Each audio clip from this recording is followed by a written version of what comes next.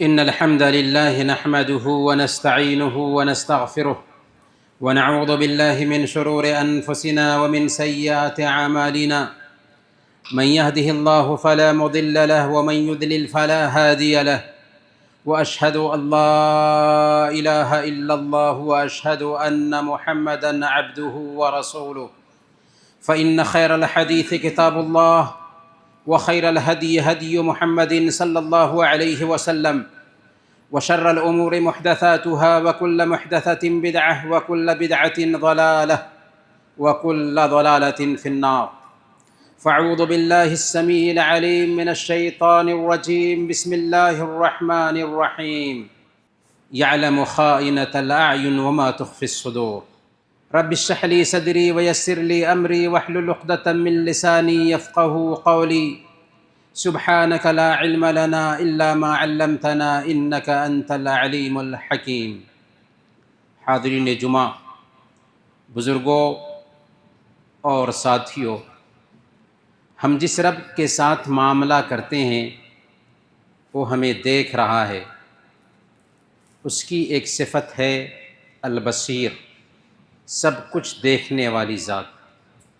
وہ ہمیں جان رہا ہے. اس کی ایک صفت ہے العلیم، سب کچھ جاننے والی ذات. وہ ہمیں سن رہا ہے. اس کی ایک صفت ہے السمیع، سب کچھ سننے والی ذات. وہ ہماری ایک ایک حرکتوں کی نگرانی کر رہا ہے. اس کی ایک صفت ہے الرقیب، ہر چیز کی نگرانی کرنے والی ذات.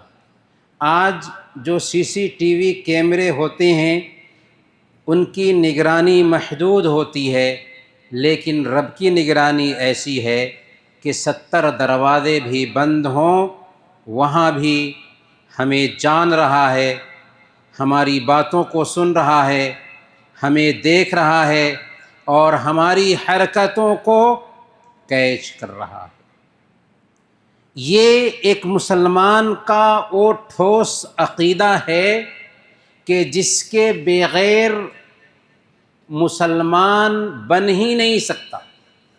یعنی یہ وہ بنیادی عقیدہ ہے جس پر ایک مسلمان کا ایمان قائم ہوتا ہے کہ ہم جس رب کے ساتھ معاملہ کرتے ہیں وہ ہمیں دیکھ بھی رہا ہے، ہماری باتوں کو سن بھی رہا ہے، ہماری نگرانی بھی کر رہا ہے اور ہماری ایک ایک حرکت سے آگاہ بھی ہے. اب آپ ذرا بتائیں، اگر کوئی معمولی سے معمولی انسان ہمارے پاس میں ہو، ہمارے سامنے میں ہو، تو کیا اس انسان کے سامنے میں ہونے کے باوجود بھی ہم کوئی غلط کام کرتے ہیں؟ اس انسان کی نظروں کے سامنے کیا ہم اللہ کی کسی غیرت کو پامال کرتے ہیں؟ وہ انسان جب کہ ہمیں دیکھ رہا تھا کیا ہم کوئی گناہ کا کام کرتے ہیں؟ نہیں. رب کی عظمت یہ ہے کہ اس نے ہمیں بنایا، ہمارے آبا و اجداد کو بنایا، زمین بنایا، آسمان بنایا، سورج چاند بنایا. وہی ہمیں دیکھ رہا ہے، دیکھ رہا تھا، دیکھتا رہے گا. اسی کے ہم پر سارے احسانات ہیں. معمولی پانی کے ایک قطرہ سے پیدا ہونے والے انسان نے ہماری حرکت کو دیکھ لیا تو ہم پانی پانی ہو گئے. لیکن رب دیکھ رہا تھا، وہ ہمیں جان رہا تھا، وہ ہماری ایک ایک حرکت سے آگاہ تھا، لیکن اس کے سامنے میں ہم نے اس کی غیرت کو چیلنج کیا اور ہمیں احساس نہیں. اسی لیے کسی اللہ والے نے کہا لا تجعل اللہ اہون الناظرین الیک، اپنے رب کو جو عظیم رب ہے اسے معمولی دیکھنے والوں کے جیسے مت سمجھو. معمولی انسان دیکھنے والا ہوتا ہے، اس سے بھی ہمیں شرم آتی ہے. کیا رب سے ہمیں شرم نہیں آنی چاہیے؟ میرے بھائیو، یہی احساس جب اللہ والوں کے دل میں پیدا ہوتا ہے تو اکیلے میں بھی رب کی نگرانی کو اپنے اوپر طاری سمجھتے ہیں۔ حضرت عمر فاروق رضی اللہ تعالی عنہ رعایا کی نگرانی کے لیے رات میں گردش کر رہے تھے کہ ایک دیوار سے ٹیک لگا کر کے آرام کے لیے بیٹھتے ہیں تو گھر سے آواز آتی ہے، بیٹی اٹھو اور دودھ میں پانی ملا دو۔ بیٹی نے کہا کہ امی جان، کیا آپ کو پتہ نہیں امیر المؤمنین اور ان کے منادی نے دودھ میں پانی ملا کر بیچنے سے منع کیا ہے؟ ماں نے کہا کہ پگلی، ابھی کوئی امیر المؤمنین دیکھ رہے ہیں یا ان کا کوئی منادی دیکھ رہا ہے؟ دودھ میں پانی ملا دو گی، بیچتے وقت پیسے زیادہ آئیں گے۔ بچی جو اللہ کی نگرانی کا احساس رکھنے والی تھی، اس نے کہا ٹھیک ہے، امیر المؤمنین یا ان کے منادی تو نہیں دیکھ رہے ہیں، لیکن اللہ تعالیٰ سے ہم کیسے چھپ سکتے ہیں، وہ تو دیکھ رہا ہے۔ یہ ہے نگرانی کا احساس۔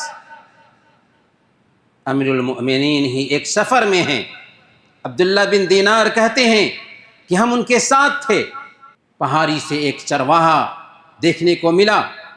امیر المؤمنین نے اس سے کہا کہ تم اپنی بکریوں میں سے ایک بکری ہم سے بیچ دو اور ہم اس کا گوشت بنائیں گے، تم کو بھی کھلائیں گے۔ اصل میں امتحان لینا چاہتے تھے اس سے چرواہے کا۔ اس نے کہا کہ میں کیسے بیچ دوں یہ بکریاں، جبکہ یہ بکریاں میری نہیں ہیں، میرے مالک کی ہیں۔ امیر المؤمنین نے کہا کہ تم اپنے مالک سے کہہ دینا کہ ایک بکری کو بھیڑیے نے کھا لیا ہے۔ اس وقت اس چرواہے نے کہا ٹھیک ہے، میں تو بہانے بنا دوں گا۔ این اللہ، اللہ کہاں ہے؟ اس سے ہم کیسے چھپ سکتے ہیں؟ میرے بھائیوں، یہ مسلمان کا پختہ عقیدہ ہوتا ہے۔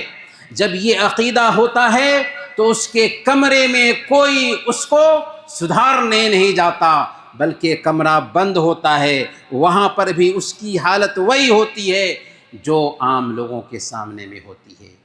اس کی خلوت پاکیزہ ہوتی ہے، اس کی خلوت بھی داغدار نہیں ہوتی۔ لیکن اگر ہم سب کے سامنے اچھے ہوں اور اکیلے میں جائیں تو اللہ کے حدود کو پامال کر بیٹھیں تو یہ کوئی معمولی جرم نہیں ہے۔ سنن ابن ماجہ کی روایت ہے، حضرت ثوبان رضی اللہ تعالی عنہ بیان فرماتے ہیں، اللہ کے نبی صلی اللہ علیہ وسلم نے بیان فرمایا، لَعَلَمَنَّ أَقْوَامًا مِّنْ أُمَّتِي يَأْتُونَ يَوْمَ الْقِيَامَةِ بِحَسَنَاتٍ أَمْثَالِ جِبَالِ تِهَامَ بِيضٍ يَجْعَلُهَا اللَّهُ هَبَاءً مَّنثُورًا۔ میں اپنی امت کے کچھ لوگوں کو جانتا ہوں کہ وہ تہامہ پہاڑ کے جیسے نیکیاں لے کر آئیں گے، لیکن اللہ تعالیٰ ان نیکیوں کو خش و خاشاک کی مانند بہا دے گا۔ حضرت ثوبان رضی اللہ تعالیٰ عنہ حدیث کے راوی ہیں، وہ کہتے ہیں کہ یا رسول اللہ، ہمیں ان لوگوں کی صفات بتا دیجئے کہ ہم ایسے لوگوں کے جیسے نہ ہو سکیں۔ آپ نے فرمایا، انہم اخوانکم ومن جلدتکم ویأخذون من اللیل کما تأخذون ولکنہم اقوام اذا خلوا بمحارم اللہ انتہکوها۔ دیکھو، وہ تمہارے بھائی ہوں گے، تمہارے ہی لوگوں میں سے ہوں گے، اور وہ قیام اللیل کا اہتمام بھی کرتے ہوں گے، لیکن ان کی حالت یہ ہوگی کہ جب اکیلے میں جائیں، تنہا ہوں، خلوت میں ہوں، تو اللہ کی حرمت کو پامال کر بیٹھیں۔ میرے بھائیو، اللہ کی نگرانی کا یہ احساس کیسے ہمارے اندر پیدا ہوگا؟ سب سے پہلے یہ عقیدہ ہمارے دل میں بیٹھ جائے، جم جائے، اور ذہن میں ہر وقت تازہ رہے کہ ہم جس رب سے معاملہ کرتے ہیں وہ رب ہمیں دیکھ رہا ہے، وہ ہماری باتوں کو سن بھی رہا ہے، وہ ہماری نگرانی کر رہا ہے، وہ ہماری ایک ایک حرکت سے آگاہ ہے۔ 70 دروازے بھی بند ہوں لیکن پھر بھی ہم اس سے دور نہیں ہو سکتے۔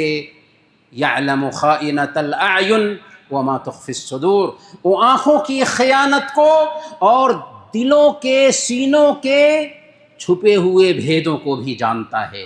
ہم سوچتے ہیں اس سے پہلے وہ ہمیں جان لیتا ہے، ہمارے ارادے کو سمجھ لیتا ہے۔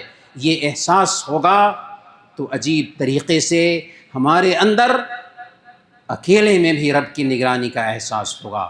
دوسرے نمبر پر ہمارے اندر یہ احساس ہونا چاہیے کہ فرشتے ہمارے دونوں کندھے پر ہیں، جو ہماری ایک ایک حرکت کو نوٹ کر رہے ہیں۔ اچھی باتیں ہیں انہیں بھی دائیں کندھے کے فرشتے نوٹ کر رہے ہیں، بری باتیں ہیں وہ ساری کی ساری باتیں بائیں کندھے کے فرشتے نوٹ کر رہے ہیں۔ کوئی بھی بات چھوٹ نہیں رہی ہے۔ ما یلفظ من قول الا لدیہ رقیب عتید، بندہ جو کچھ بھی بولتا ہے اس کے پاس حاضر باش فرشتہ ہے جو اسے نوٹ کر رہا ہے۔ تیسرے نمبر پر ہمارے اندر یہ احساس ہونا چاہیے کہ یہ اعضاء و جوارح جن کو ہم اپنا کہتے ہیں، کل قیامت کے دن اگر ہم نے ان اعضاء کو ان کی مرضی کے مطابق استعمال نہیں کیا تو یہ اعضاء ہمارے نہیں ہوں گے، ہمارے خلاف ہو جائیں گے۔ جی ہاں، ان اعضاء کی مرضی یہ ہے کہ ان اعضاء کو رب کی فرما برداری میں گزارا جائے۔ اگر رب کی نافرمانی میں یہ اعضاء گزارے گئے تو کل قیامت کے دن یہ اعضاء ہمارے نہیں، ہمارے خلاف ہوں گے۔ اللہ رب العالمین نے یہ بات اپنی کتاب میں کہہ دی ہے، الیوم نختم علی افواہہم وتکلمنا ایدیہم وتشہد ارجلہم بما کانوا یکسبون۔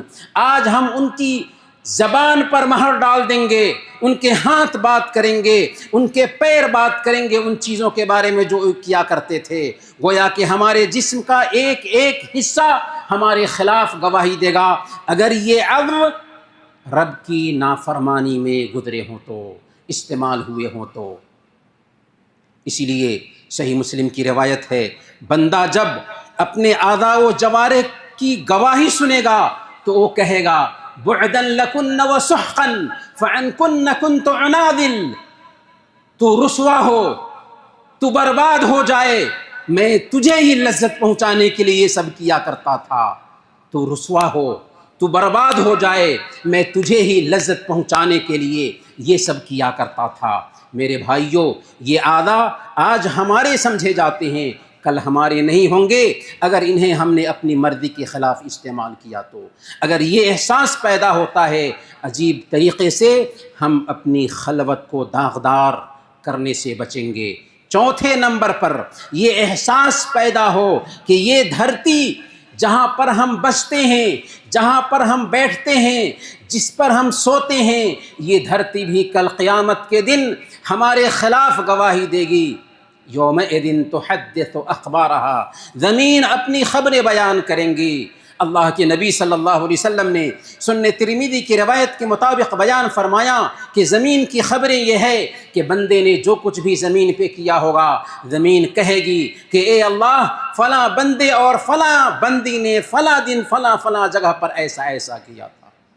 رب کی نگرانی، فرشتے کا لکھنا، اعضاء و جوارح کی گواہی اور اس زمین کی گواہی، چار چار طرح کی گواہی ہے، چار چار طرح کی نگرانی ہے۔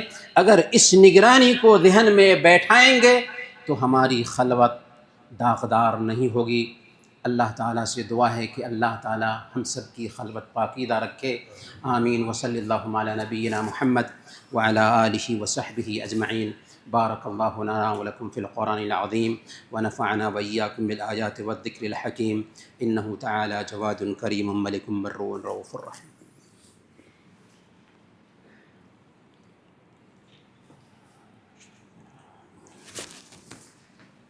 إن الحمد لله نحمده ونستعينه ونستغفره ونعوذ بالله من شرور أنفسنا ومن سيئات أعمالنا، من يهده الله فلا مضل له ومن يضلل فلا هادي له، وأشهد أن لا إله إلا الله وأشهد أن محمدا عبده ورسوله، فإن خير الحديث كتاب الله وخير الهدي هدي محمد صلى الله عليه وسلم، وشر الأمور محدثاتها وكل محدثة بدعة وكل بدعة ضلالة وكل ضلالة في النار.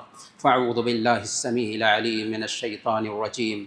بسم الله الرحمن الرحيم. إن الله وملائكته يصلون على النبي يا أيها الذين آمنوا صلوا عليه وسلموا تسليما. اللهم صل وسلم وبارك على محمد وعلى آل محمد كما باركت على إبراهيم وعلى آل إبراهيم إنك حميد مجيد. وارض اللهم عن الخلفاء الراشدين أبي بكر وعمر وعثمان وعلي وعن سائر الصحابة أجمعين. اللهم أمطر شآبيب رضوانك على جميع المؤمنين والمؤمنات والمسلمين والمسلمات الأحياء منهم والأموات. اللهم لا تدع لنا ذنبا إلا غفرته ولا هما إلا فرجته ولا دينا إلا قضيته ولا حاجة من حوائج الدنيا إلا قضيتها يا أرحم الراحمين. اللهم أعز الإسلام والمسلمين وأذل الشرك والمشركين ودمر أعداءك أعداء الدين. عباد الله رحمكم الله، إن الله يأمر بالعدل والإحسان وإيتاء ذي القربى وينهى عن الفحشاء والمنكر والبغي يعظكم لعلكم تذكرون. اذكروا الله يذكركم وادعوه يستجب لكم ولذكر الله أكبر والله يعلم ما تصنعون.